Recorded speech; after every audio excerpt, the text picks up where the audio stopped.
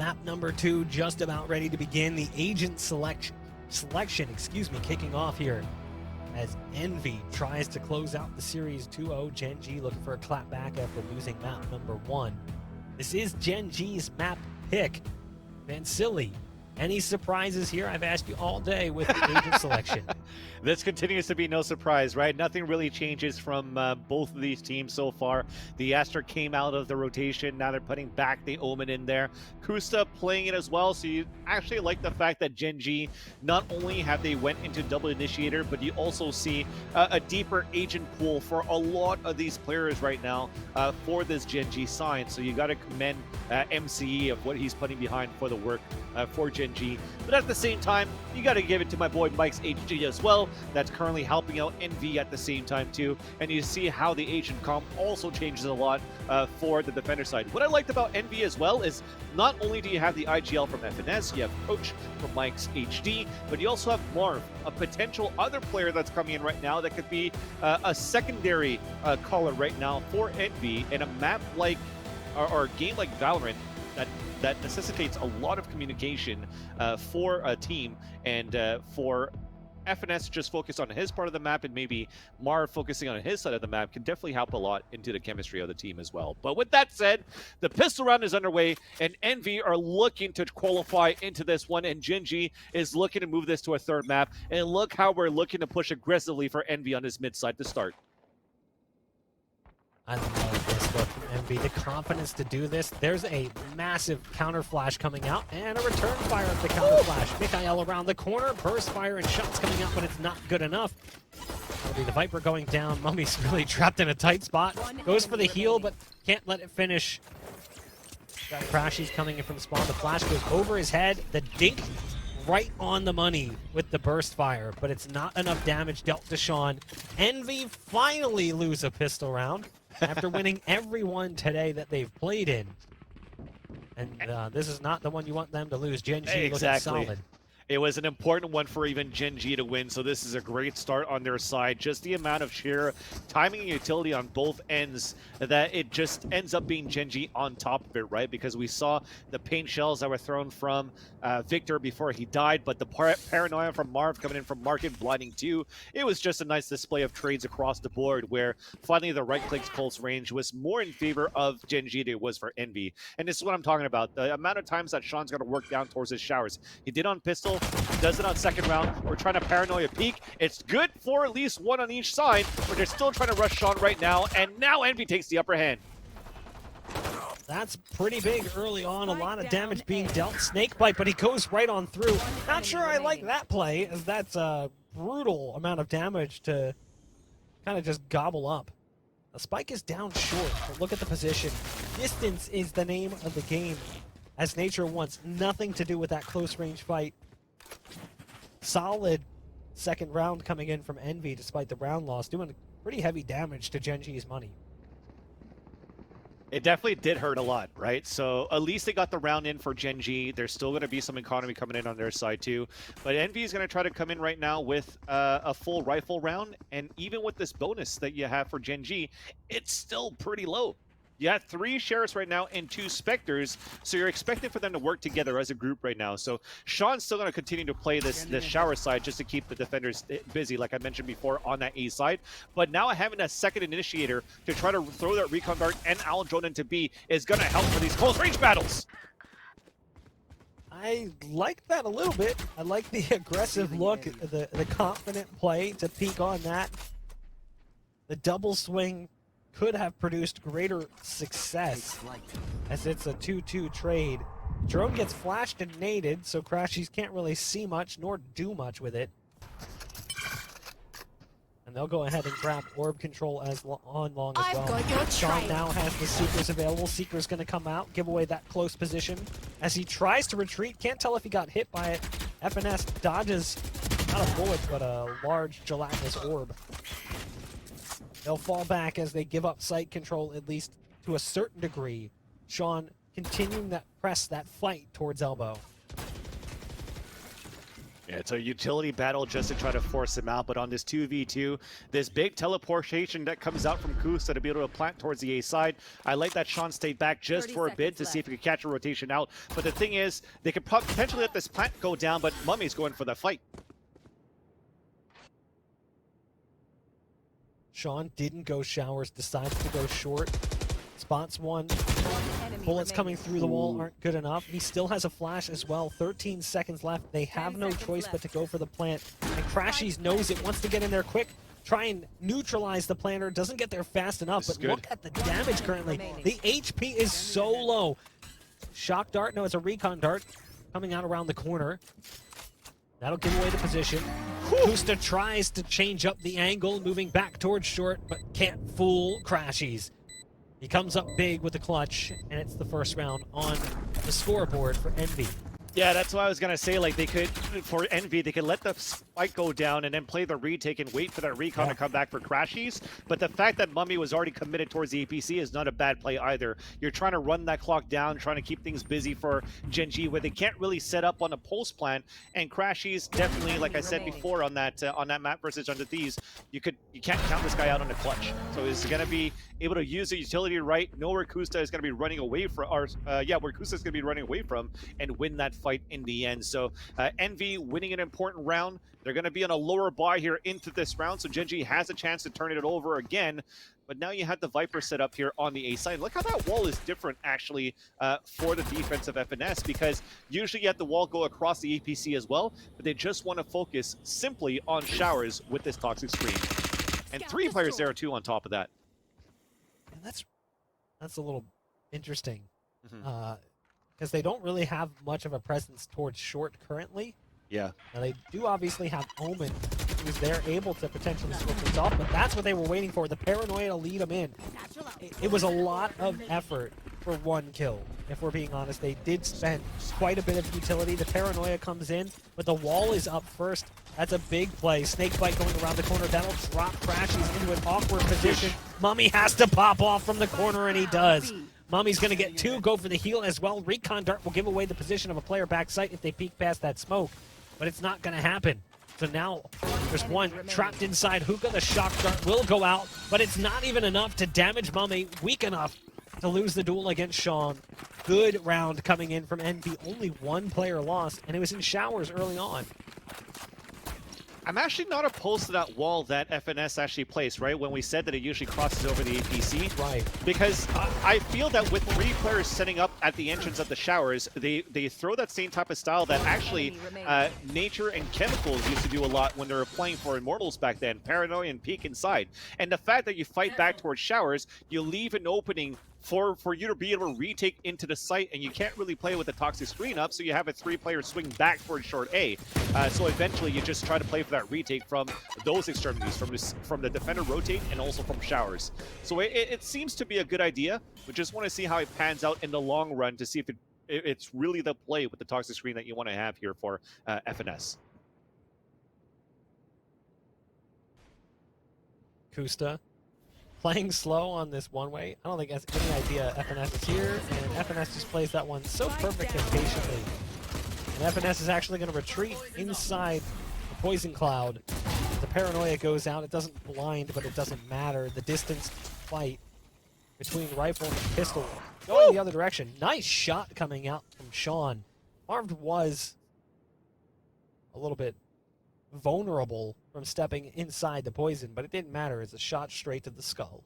It's the pay-to-win Iron Sheriff that just continues to be so accurate when you're shooting with this weapon. So Sean is looking to regain possession here towards the shower side. He still has a full kit. They could try to go for this ult orb, go for the Seekers, get information, Viper's Pit out towards the A site, and go for the plant. It's just Mummy that's going to have to be the first point of contact, though, and they go for a P. That's a perfect slow orb for him to win that after. Wait, if skins affect the way the game plays, why are you still Silver 1? I don't think that's the case. Are you sure you're not casting with Belly? Oh, got him. Got him. Listen, I just hashtagged my year 1 stats, and they're actually not too bad, so sit down, Mark. I think we're at a similar play level, if I remember correctly. Usually when I pop into play, I see Veli playing TFT, so. Anyways, but with that round, so we have the money coming back now for at least for Gen.G. Full gun round and full control towards his B side, and a beautiful trade to start things off. And you'll take that any day, actually. So FNS dies, yes, of course, but at least you have Crashies that's still alive with the Hunter's Fury and also with the Owl Drone that's still up. So he could still delay for a bit while this rotates coming back from Victor. And there you go. There's that Owl Drone that comes out that forces a rotate back, that has to kill noise and slow back on the rotate. And we'll see what we have coming out for Envy right after. Crashy's trying to get away, took significant damage from the nade that landed inside Hookah. Look at the ult coming out from Marv, though. They weren't prepared for that one. Somehow Marv gets behind enemy lines. They're trying to escape. The problem is they're getting pinched. Does Marv get this timing right? Yes, he's going to at least do some decent damage onto Sean, which is unfortunate, as Sean is the player that could heal Game On if the damage was the other direction. Now, they did take a port early on. That was just to dodge what was coming that direction. They actually ran all the way back around and moved back in towards Hookah. A lot of flashes coming out currently. Game On all the way up to the window. 30 seconds left.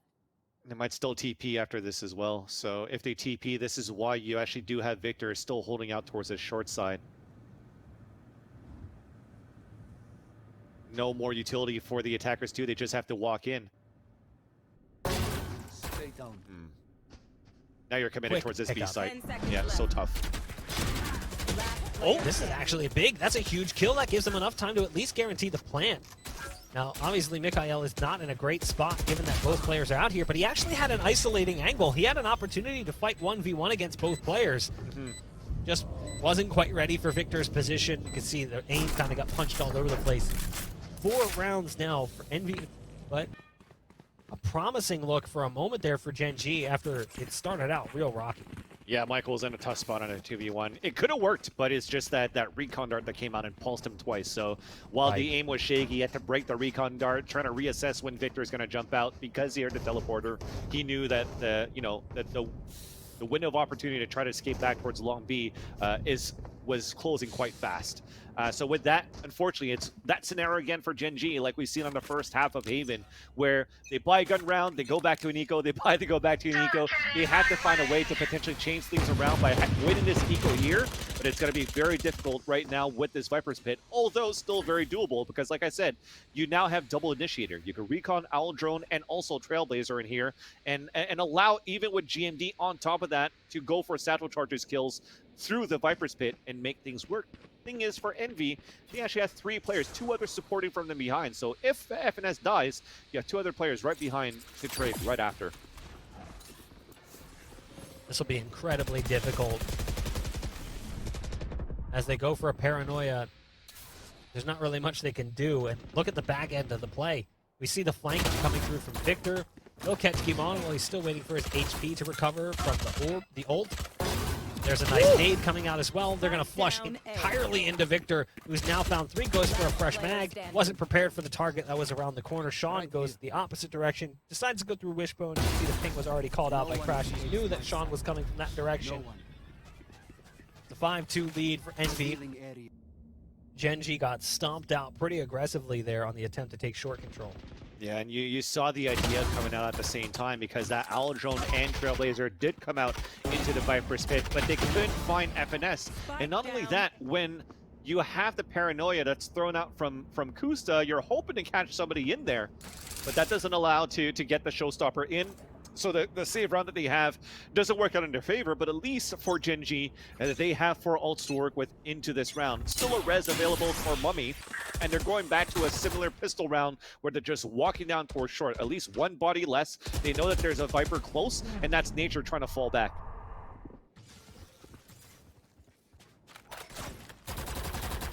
Aggressive short control for Envy.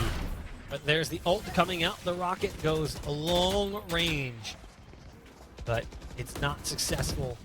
Too slow moving for it to be too much of a threat. The dog actually misses the target, so it doesn't result in a daze or a stun on the target playing inside elbow. But it is a 5-on-5 full strength retake. as Gen.G does everything in their power to prevent Envy from getting back on the site. You've got GEN.G playing close to the exit. There's a Viper ult that's going to make things a little bit more uncomfortable. There's the rocket coming out. It takes out Sean, but it doesn't do anything about Nature, who's still hiding inside the smoke. Kusta right around the corner as well, waiting for Crashies to peek through, trying to play the timing on this one. There's Nature with that util coming out. They know where Nature's at. Nature now down on 79 HP, has to play a little bit more aggressively as both of his snake bites are already out, but it doesn't matter. It's a Red Bull clutch coming in from Nature. A 3K on the round, plus the ult to seal the deal for Gen.G. I'm just surprised that not many of those players for Envy just decide to spray a little bit more through the smoke, just trying to flush out of where they can hit Nature. Like those shots where you hear that right after, I'm not sure why it wasn't called out to Mummy that they heard Nature getting hit at the entrance of Octagon, because we were still clearing out towards the back of the site from Mummy into Tuna Can.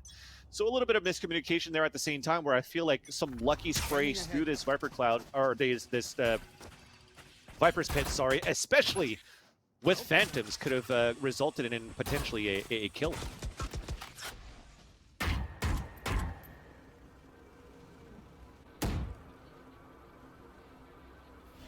Gen.G looking for some repeat success. Drone will give away position of one on the site. That's Victor, who has a nade primed, just jump peeking currently. With the amount of long control they have right now, they do have the potential to pivot back towards A. But now that they've lost Nature, I'm not sure we're going to see that. There's the nade trade in Hookah as they play dodgeball on the B site. But GEN.G is closer than anticipated, and the dodgeball game ends early. 5-on-3. Envy with heavy round control. They don't have too much to work with right now. I mean, they still have a couple of flashes from Sean and from Kusta that they could maybe take elbow control, but there's a triple stack right now for Envy inside this B site. It'll be very difficult to take at this point. And after that first contact from Victor, for sure, you have this crossfire set up. Victor this round proving how strong his arm is as he tries to throw those blast packs out as well. But these are two quick kills coming in for Gen.G. That's a massive flash as well. The information gathered and gained. Crashies has to peel back, has the ult to try to cancel. Will he hit in time? They're going to stick it anyway, so it doesn't matter. They know they needed it. But he doesn't actually get the kill necessary. Nice paranoia coming out as that flashes one off of the corner. Mummy has one inside the smoke, playing right on the other side. It was Sean, who was way low on HP. And now Kusta's alone. They heard the port sound. The shot comes through from Kusta, but it's not where it needs to be as Marv connects. 6 rounds for Envy. Gen.G not able to repeat success of the last round. Look pretty good, actually, though, for Gen.G. Yeah. With less utility, 3 players together to still be able to get a spike down and also make it a close situation on a retake for Envy. You got to take that, especially with a composition right now for Gen.G that has this double initiator, double controller, is what I was mentioning before with the double controller setup here towards Icebox. You could actually do a lot of rotations, which is like what 100 Thieves does. But now on top of that, when you're playing double initiator, you're able to gather a lot more information at the same time too, and continue to re-hit and reassess towards these sites. But they're still losing these players early for these controllers right now, especially for the lurk that you're trying to do for Nature at the beginning. It just doesn't pan out too well for the early rounds. So they had to figure out a way for Gen.G to stay alive at the beginning so they could actually have a little bit more utility on these fakes or even on the hits. Yep, that's what I talked about. Throw through smokes here, Buck. That's what we needed to do. Victor connecting, doing significant damage.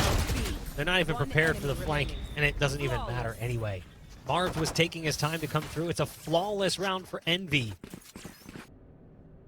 7-3 scoreline, continuing to lean in their direction. 12-6 currently coming up from Victor. We kind of chastised Victor a bit after that first series performance. Really wasn't up to what we expect from him. But as the series has gone on, he started to wake up. Even on map number 1 in this series, he was doing okay. He was 17-15, but he definitely got outpaced by most of his team, at least looking at the damage dealt. Only 104 ADR. It's a player we just expect to see play at a higher level, so it's good to see him hitting his stride here in the series against Gen.G. Yeah. Even the way that they played them for Gen.G though on that first map is that you didn't really have like the good old Victor farm the orbs and just ult in and do a lot of that, you know? So I feel that it was like a lot more slower pace for Envy to start things off, continuing to be quite slow actually on this round. Like you don't see that type of Envy that goes for the good old days of Bind where they triple peak towards that B side, work extremities towards the showers and try to regain map control. They're really playing a little bit more reactive from time to time. Yes, they aggress for a short A to start things off, but if not, they react on these A hits or the B hits, and they're just able to hold the off angles. Marv actually teleports inside a nade and takes nade damage as he spawns in. Not as bad as it could have been. It was only like one cluster, but still probably a bit annoying as they go ahead and go for this retake. I love the swing coming up from the Viper, stepping inside his own poison to take some additional damage, but get the guaranteed kill.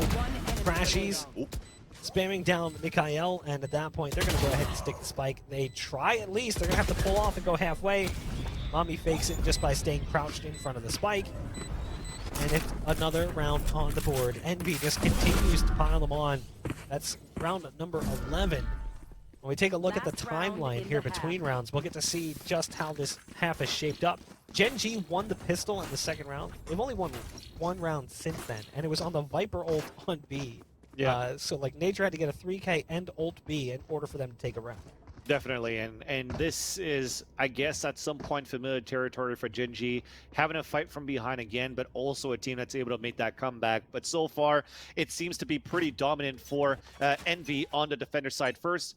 Gen.G, once they take it, can they do something with this double initiator setup? Because this type of way to try to pull the rotations and stuff, it's not working too well. Okay, I talked about the triple push from Envy. They do it now. So they have a lot of tricks under the sleeve, a lot to pull out of the bag, and that's one of them right now to just surprise Gen.G a little bit. It did, but it still surmounts to a 5 versus 5. At least we have information on both ends. Information gathered, damage dealt as well. Both Marv and Victor matching in damage taken. 2 armor, 76 HP each. As they fall back to the site to play more traditional defensive positions. You've got Marv, who now wants to get a little aggressive. He's getting antsy, and this is no surprise. This is something we've seen from Marv. He wants to get aggressive. He's not going to play patiently and wait for you to bring the fight to him. And that'll result in a player advantage that Gen.G was fighting for, and oh, that's unfortunate. Huge. Nice paranoia coming through, and now all of a sudden that swing could be a problem. There's a nade coming out. The ult gets pulled, but it doesn't work out so well. Victor's going to fall inside the site. That is a solid round win, and it was a couple of mistakes coming in from Gen.G that cost them that last round of the first half. Yeah, definitely, and I think you meant from Envy at that point because Marv was trying to, excuse me, you're right. Yeah, because Marv was trying to push forward. So I agree with you, Mark. This was a great way for Gen.G to punish and capitalize on that mistake that was left behind. Because despite getting that first kill and see how aggressive it was, we still actually made sure that we still used utility to clear out corners. So to throw that paranoia out into Hookah, to also throw a guided light from Long B into the site as the showstopper was trying to come out there from Victor, it was still very well played and well executed for Gen.G towards the end. So a very nice way for them to keep their calm, even though they were trailing behind from a lot. So an 8-4 scoreline, still pretty standard right now in the plays of Bind. But at the same time, I see a lot of 8-4s, either it's on attack or defense, just depending on what comp that you're running so far. Now you have a good way to gain information and try to delay a lot too with Nature's play, with GMD's paint shells later on as well. This is, well, we'll see if Gen.G can come back into this one.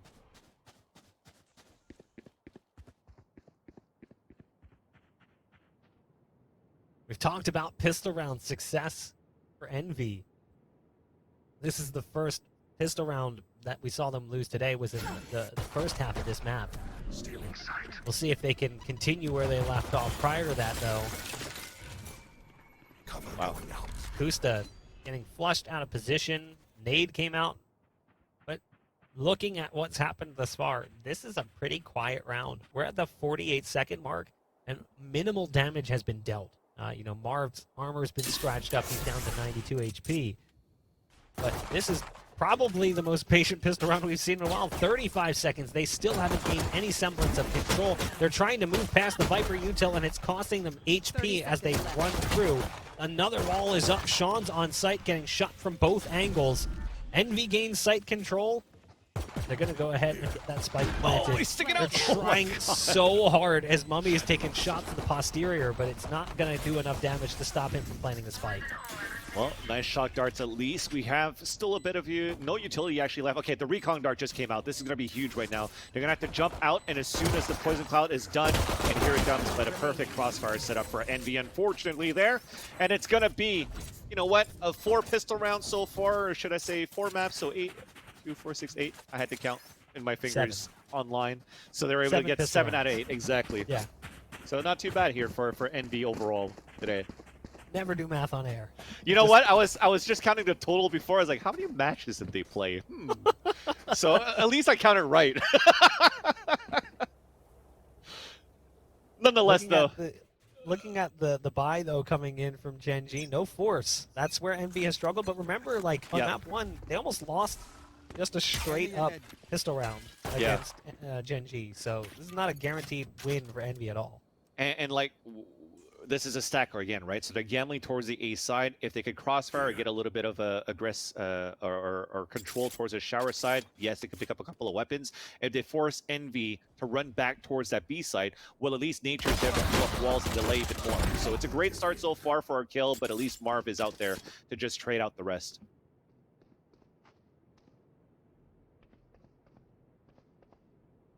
Not finding the damage they wanted to find here, Vance. Definitely not. So now Kusta, well, at least he gets a dink over here, but again, it's full eco, full save right now for Gen.G. They went with classics all the way.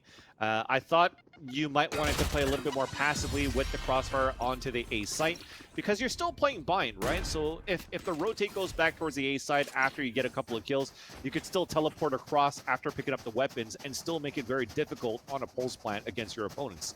But to decide for just an aggressive walk peek and play contact, that didn't pay off in their favor for Gen.G. So NV, they capitalized on another pistol and anti-eco, and they're slowly running away with this half, but Gen.G now have their weapons online with full rifles here. So let's see if they can make the comeback now. On the attacker side, though, for NV on this bonus, sticking together, looking for a mid to be split. Double digits, though, for NV. So it's a difficult comeback to climb through. The boom bots going for a little bit of a race as they drift past each other in hookah. There's the nades again, flying out in both directions. Neither one really doing significant damage. There's a blast pack onto site, and I'd love the maneuver to give them crazy amounts of site control, and Victor is just going to continue that charge. The paranoia misses, and that's at least a get for Gen.G. The site's planning for a spawn. They're planning for a spawn and Victor push. Yeah. This is huge. I mean, Victor is just popping off at this point. This is the level of play we wanted to see from him when we talked about him underplaying in the previous series. Now, the wall was out long. It's been broken, but it's a 2-on-4. This is an incredibly pivotal round if NV can win it. They can. At this point, they just absolutely can, because with the fact, yes, you're going to get a couple of kills, but you're going to have to teleport all the way towards the end. Well, okay. I don't want to cast curses. Take it, Mark. I mean, it's looking pretty promising, considering, but you can see Guimon had already given up, so Sean was kind of on his own. They heard the portal sound, and that's what allowed Sean to kind of bait and switch that play. But still, it's number 11. 7 rounds now separate NV from Gen.G. It's a massive divide. A rift has formed between these two teams. So what I was trying to mention here is you see this attacker wall that comes out for FNS, right? So the fact that they get out towards the site from hookah, Mar stays back. So he's pretty much or trying to play the lurk role or trying to gain information. So as they force the hand back, so okay, he spots 2 players down towards the octagon trying to shoot him down. He lures him towards the fountain side, which then allows for the rest of the NV to push out towards the back spawn, especially with an opener that Victor got with a surprising kill over Kusta towards the back of the site. So very well done for NV to just control the map and take more ground and push towards that spawn side to get that victory there. So very tough round for Gen.G. They're going to be on such a broken buy right now. Hero rifle for GMD that he saved from that previous round. A boulder out from Michael. But we're just going to have them try to waste utilities at the beginning, and that's early utility already dispensed. So we're going to have a late re-hit later on here for NV. Oh, I love this.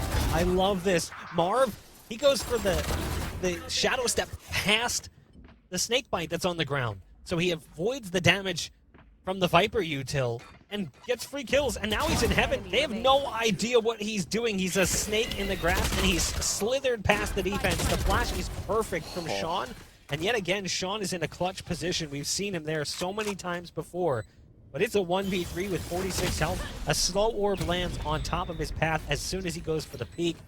Even if he gets the kill on Mummy, he's stuck.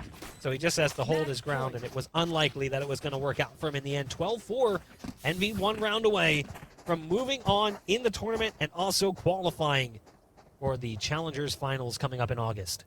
And that's how it could be so annoying to play against a Viper on the attacker side too. When you have a wall that's placed towards the A side and you throw the set Viper Cloud towards the entrance of U-Haul, then it just makes it so that when there's pressure happening towards that pocket inside by the staircase of short and you're spotted, then you're just giving that up, and there's just so much more that you're playing into the unknown because you don't know where exactly Envy's hitting right after. So well done for Marv to go for the backstab for the kill. Spots a first enemy towards the entrance here of the hookah side, and that's GMD, chipped down to 89 HP, and now Gen.G are just looking for anything right now, and Marv is looking, oh no, for another flank with his ult, but that forces GMD out of position, and Victor capitalizes on a kill. Sean trying to fight his way out of that corner, can only survive long enough to get one kill. Marved in spawn, gunned down by Kusta as the burst fire from the Bulldog is laser focused. It is a 3-on-3. You've got one in hookah currently, with Viper lurking up in that area. Victor gonna go for the pin pull on the nade, tosses it out towards spawn, buys more time. Crashies is playing this corner perfectly. Just has to wait. Oh, he's gonna catch the timing. So that's a big kill. The dart's gonna be available now. There's the ult coming out as well. It's all down to one. It's Mikhail trying to fight to keep the team alive. As the poison lands on his track, it's not gonna work out. We are gonna throw things to a quick break, but when we come back, we will wrap things up here as Envy takes the series 2-0 over Gen.G. Stay tuned.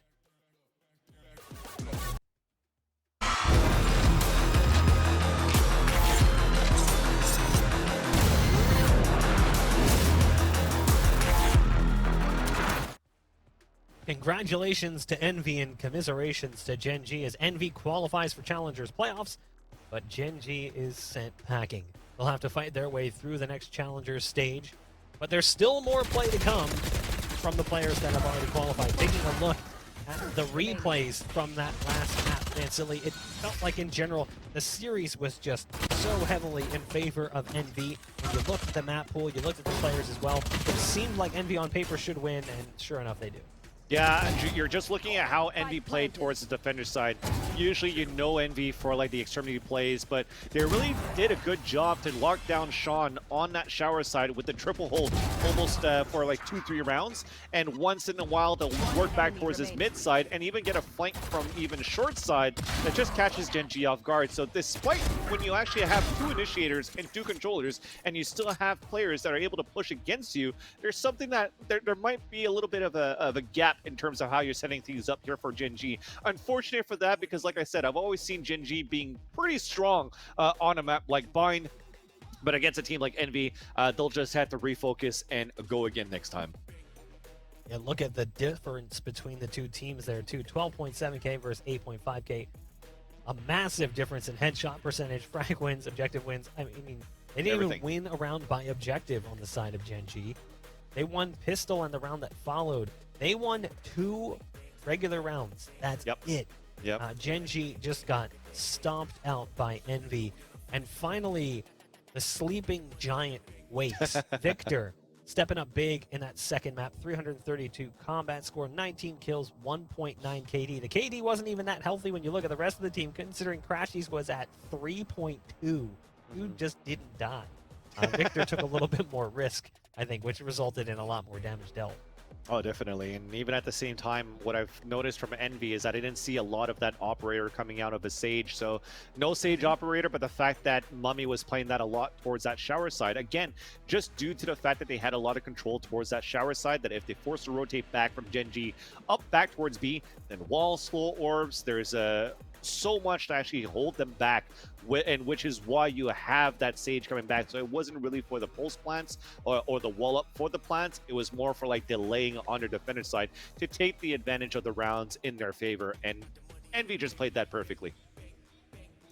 Really solid game from them, but there were some moments for Gen.G, and one of them is actually going to be our instant karma, credit karma, instant karma moment of the match.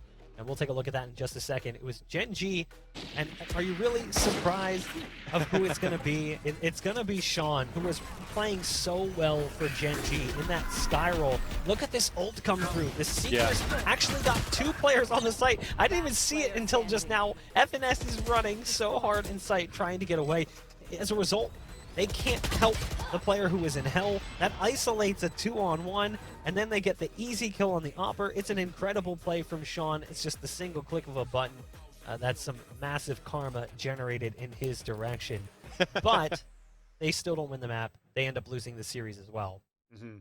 Still for Sean, though, I think to add more value into that credit karma was the fact that usually off Seekers, the way that when I first saw Sky coming into the rotation and how it was very well used by TSM, for example.